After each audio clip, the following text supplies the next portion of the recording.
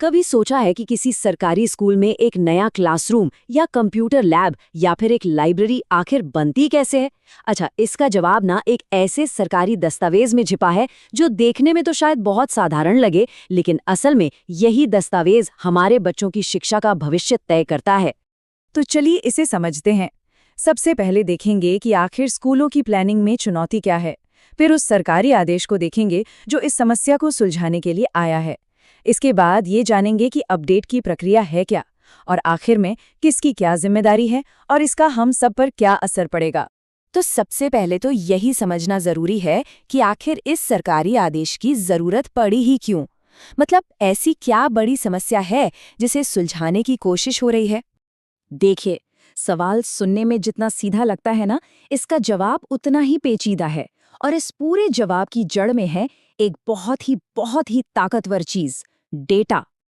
जरा सोचिए, मान लीजिए हमें एक घर बनाना है, पर हमारे पास जमीन का सही नक्शा ही नहीं है। क्या होगा? कुछ नहीं कर पाएंगे ना। बिल्कुल वैसे ही, जब सरकार के पास स्कूलों का ताज़ा और सही डेटा नहीं होता, तो विकास की सारी योजनाएं, सारे प्लान्स सब अटक जाते हैं और इसका सीधा असर पड़ता है हमारे बच्चों के भविष्य पर। तो भाई, इस डेटा वाली समस्या से निपटने के लिए आखिर किया क्या जा रहा है? इसका जवाब मिलता है हमें राजस्थान स्कूल शिक्षा परिषद के एक बहुत ही अहम सर्कुलर में। जी हाँ, ये रहा वो दस्तावेज।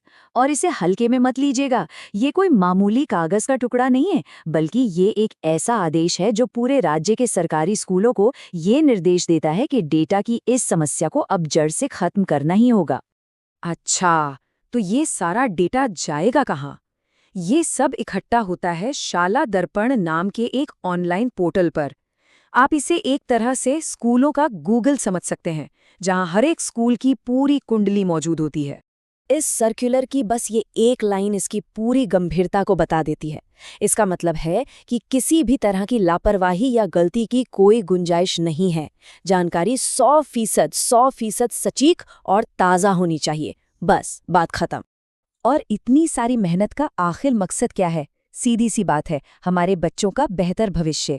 ये सारी कवायद अगले एकेडमिक साल यानी 2025-26 की तैयारी के लिए हो रही है, ताकि हर स्कूल को वो संसाधन मिल सके जिनकी उन्हें सच में जरूरत है। तो ठीक है, मकसद तो समझ आ गया, पर अब सवाल ये है कि ये सब काम होगा कैसे? इस सर्कुलर में अधिकारियों को आखिर करना क्या है? चलिए देखते हैं। ये पूरी प्रक्रिया ना लगभग ऑनलाइन शॉपिंग करने जैसी है। बस फर्क इतना है कि यहाँ कोई सामान नहीं, बल्कि स्कूल का भविष्य बनाया जा रहा है। स्कूल के प्रिंसिपल को बस पोर्टल पर लॉगिन करना है, एक फॉर्म भरना है और सबमिट का बटन दबा देना है। सिंपल। और इस फॉर्म में क्या क्या भरना होता है? अरे भाई, स्कूल का पूरा कच्चा चिट्ठा। मतलब बिल्डिंग की हालत कैसी है, कितने क्लासरूम्स हैं, लैब में सामान है भी या नहीं, बिजली पानी आता है या नहीं, और हाँ, इंटरनेट कनेक्शन चलता भी है या बस नाम का है। सब कुछ। चलिए, प्रक्रिया तो समझ ली, लेकिन अब आता है सबसे बड़ा सवाल कि अगर कोई गड़बड़ हुई तो जिम्मेदार कौन होगा और इस पूरी मेहनत का असल फायदा क्या होगा? आइए जानते हैं। ये एक ऐसा सवाल है जिसका जवाब जानना बहुत जरूरी है, और अच्छी बात यह है कि इस सर्कुलर में इसका जवाब एकदम साफ साफ दिया गया है। इसे एक क्रिकेट टीम की तरह समझिए। अगर टीम में कोई खिलाड़ी खराब खेलता है, तो जिम्मेदारी किसकी होती है? कप्तान की। ठीक उसी तरह अगर डेटा में कोई भी गड़बड़ी हुई, तो स्कूल के हेड की सीधी जवाबदेही होगी। और कोच की तरह जो ऊपर के अधिकारी हैं, वो ये पक्का करेंगे कि टीम अपना काम ठीक से कर रही है। तो इस पूरी माथापच्ची का आखिर असली फायदा क्या है? जरा सोचकर देखिए। एक दूर दराज के गांव का स्कूल है जहां बच्चों के बैठने के लिए बेंच तक नहीं है। अगर इस स्कूल का सही डेटा सरकार तक पहुंचता है तो उससे तुरंत बेंच मिल जाएंगे। किसी स्कूल को लैब की जरूरत है तो किसी को लाइब्रेरी की। सही डेटा का मतलब है सही जगह पर सही समय पर मदद।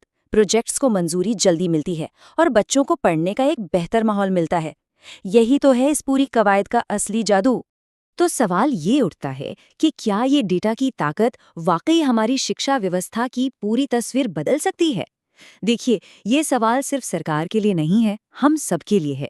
क्योंकि जब बात हमारे बच्चों के भविष्य की आती है, तो हर एक छोटा कदम मायने रखता है। और ये डेटा ड्रिवन अप्रोच उस बेहतर भविष्य की तरफ एक बहुत बड़ा और बहुत जरूरी कदम है।